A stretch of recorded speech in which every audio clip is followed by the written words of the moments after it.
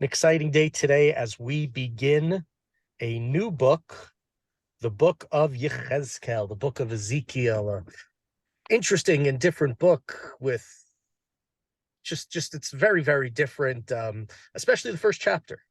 The first chapter, we meet Yechezkel in what for many forms the starting point or the basis or maybe the goal of Jewish mysticism and attempts to cling to God are really found here in this. So let's begin the book. We'll talk a little bit about the chapter, and at times we'll hopefully talk a little about Ezekiel, Yechezkel as well.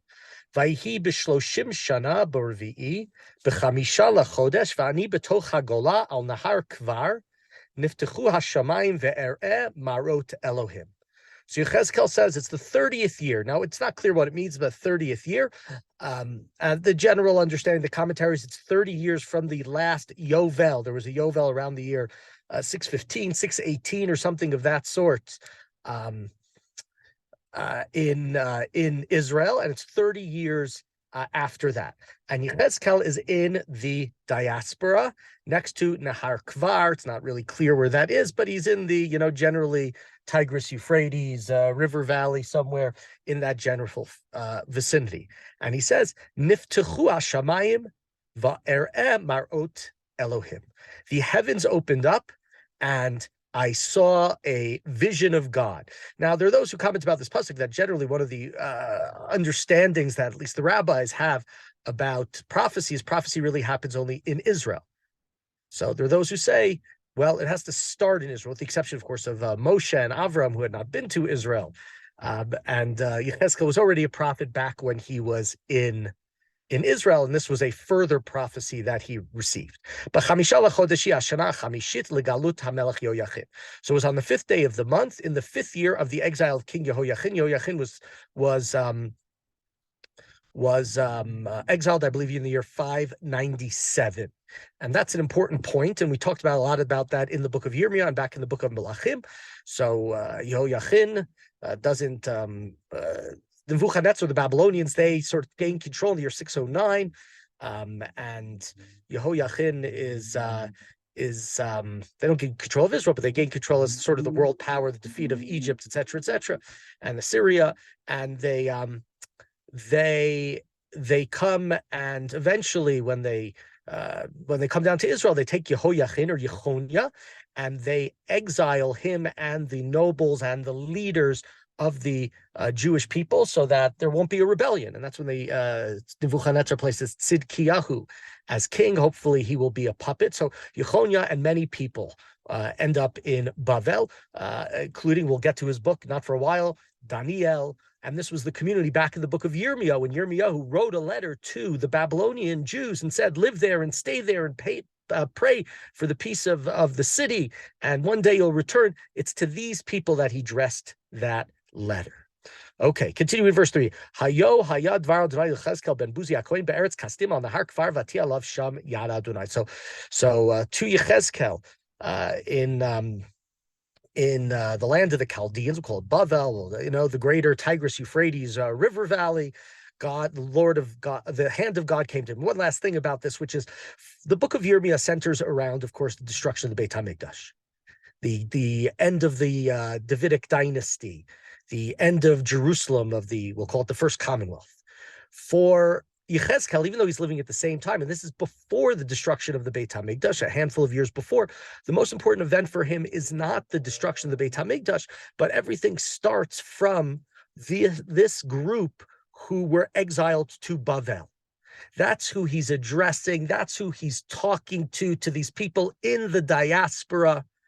And of course, it's important to them and significant to them if the temple will be destroyed, but that they've already left Israel. They've already left Jerusalem. They're living in Bavel. Okay, let's continue.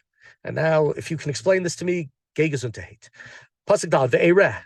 V'hinei ruach sara ba min hatzafon anan gadol ve'esh mitlakachat v'noga lo saviv mitocha ke'ena chashmal mitocha esh. I looked, and there was a stormy wind come sweeping from the north, a huge cloud of flashing fire surrounded by radiance. In the center of it was fire and a gleam of amber. What does that mean exactly? Presumably, according to most of the commentaries, it's a vision of God. And God, of course, is represented, at least in Yirmiyahu, by his servant, as Yirmiyahu calls him, Nebuchadnezzar. They come from the north, so this would also be coming, God is coming down from the north. Umitocha dmut arbach chayot. In the center of it were also figures of four creatures, v'zem marehem dmut adam lahena. They figures of human beings. The arba panim la'achat, v'arba knafayim la'achat lahem. However, each had four faces, and each of them had four wings. V'raglehem regel yishara. The legs of each were fused into one. These are actually important words during the Amidah, the Shemona Esrei. We stand with our feet together, because we're supposed to be like standing in front of God, singing God's praises and asking for requests like an angel, and thus we stand with our feet together like we have a one fused single straight leg. The chaf ragleim kaf regel egel v'notzitzim ke'ein nechoshet kalal. And the feet of each one were like single calf's hoofs, and their sparkle was like the luster of burnished bronze. Videi adam mitachat kanfehem. They had human hands below their wings. Al arbat riveim upaneim v'chanfeim la'arbaatam. The four of them had their faces and their wings on their four sides. Chovrot isha el achota kanfehem lo yisabu b'lechtan.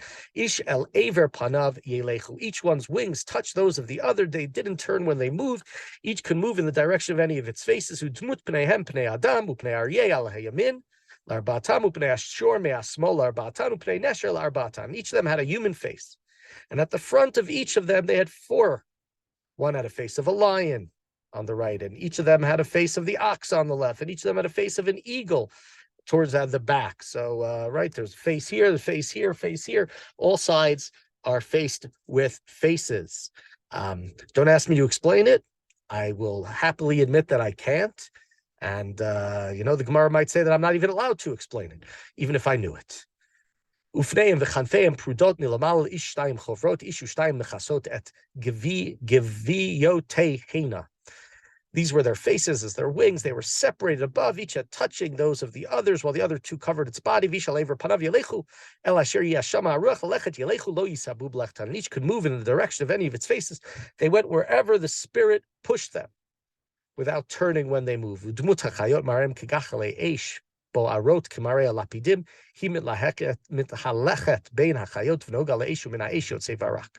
was the appearance of them, and it looked something like the burning of coals, the fire of torches, and it kept moving back and forth. It kept sort of moving around. And they were going back and forth, looking like flares going up and down. And this is important. This idea of being Ratza Vashov is important actually in Hasidic ideas. The idea of sort of back and forth, it can be understood as like the soul versus the body, or there are different ways of understanding it. But this is one of the phrases that's used by the Baal Shem Tov and others to describe the relationship with God, which is, there are times that we're going one way and there are times we're going, unfortunately, the other way. And I gazed, I looked at the creatures, and I saw one wheel on the ground next to each of the four-faced creatures. I don't know if this is where whatever his name was got the Wheel of Time from, whatever that author is with his 27 book series.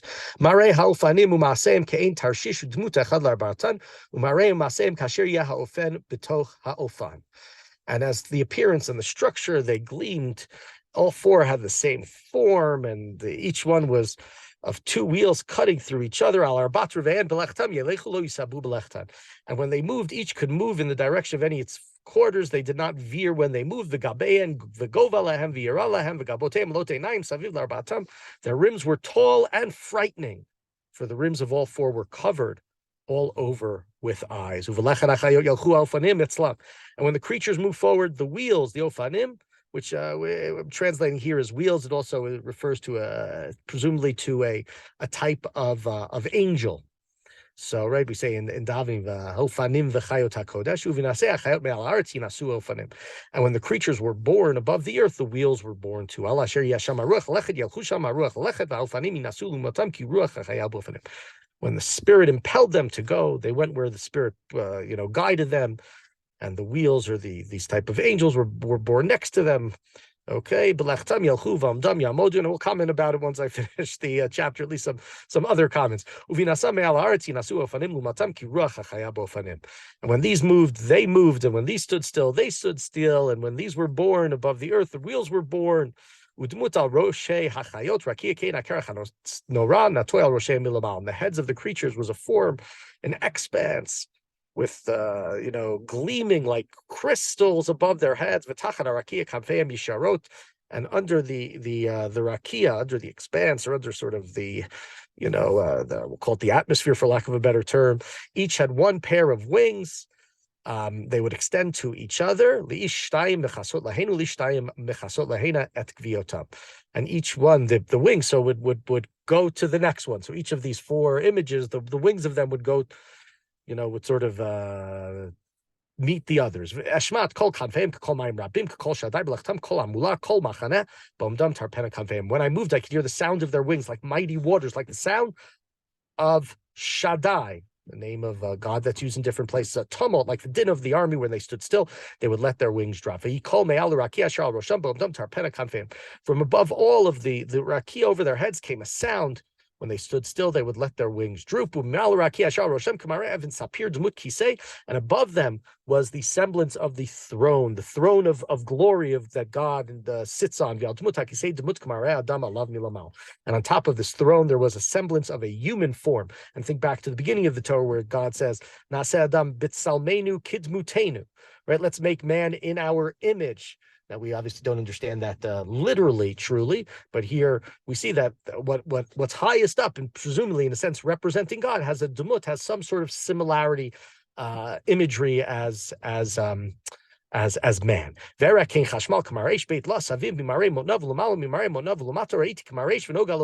what appeared, the loins I saw also gleaming amber, and it looked like fire. And I looked down, and there was radiance, like the appearance of a rainbow, like the beauty of a rainbow, or a double rainbow, or even a triple rainbow, which is seen through the clouds. So I saw this, and the vision was tremendous, was above and beyond, and I beheld it, and I threw myself on my face, and I heard the voice of someone speaking. So this opening chapter is just about the vision that Yechezkel gets. It doesn't tell us what it means.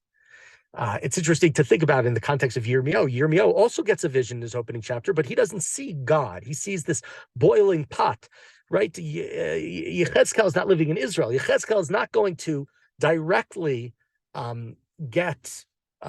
it's not going to have the same impact upon him that it had on Yirmiyahu, the cauldron that's coming down. He's from afar, so he can understand it and see it as God coming down and speaking to, God, intervention in the world, and God is moving in the world. So there's a difference between the two of them based upon where they are. Yirmiyahu, the prophet to the people who are going to be affected most by this cauldron coming down, the death, the destruction of Jerusalem, of the Beit HaMikdash, of the Davidic dynasty. But Yechezkel's not living there. Yechezkel's already in Israel. So that's different. They both have sort of this vision that's coming from, but very, very different visions. And one other thing, and I heard this from Rabbi David Silber, he says that, in a sense, the book of Yechezkel is comparable in some ways to the book of Shemot. The book of Shemot, early on, we have this vision. Moshe is there, and Moshe gets the is that the sneh, the burning bush, and the burning bush, of course, doesn't it isn't consumed, and it's a vision of God, and he falls on his face, and we see that too here at the end of this chapter with Yechezkel.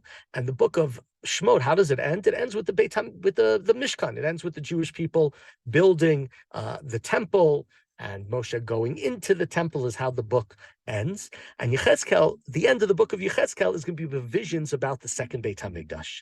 So it's moving in a similar way as the book of Shemot. It's moving from Galut to Geula. It's moving from exile to redemption. It's the opposite of the book of Yirmiyahu. Yirmiyahu, right, is born, and he's hopeful. There's hope for him. It's a time, maybe all the Jews will come back. Maybe both Ephraim and Yehuda, Yisrael and Yehuda, right? We speaks about Rachel Mivakal Bana. Rachel's crying for her kids that even the 10 tribes are going to return.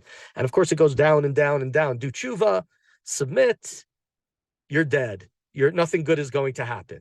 That's sort of what happens in the book of Yirmiyahu. The book of Yechezkel, he's already in Galut, but in a sense, he can see God's acting from afar, how God is doing that, and ultimately, right, as opposed to Yirmiyahu, he's Yechezkel, he's Chazak El. He sees the strength of God, and he also is able to strengthen the Jewish people through God, ultimately moving from this vision that's incomprehensible, at least to me, not understandable at all, but this idea that this will speak to him and inspire him to move it from this vision of God moving around to God's return to Yerushalayim, to the Har HaBayit, for the building ultimately of the Second Mikdash.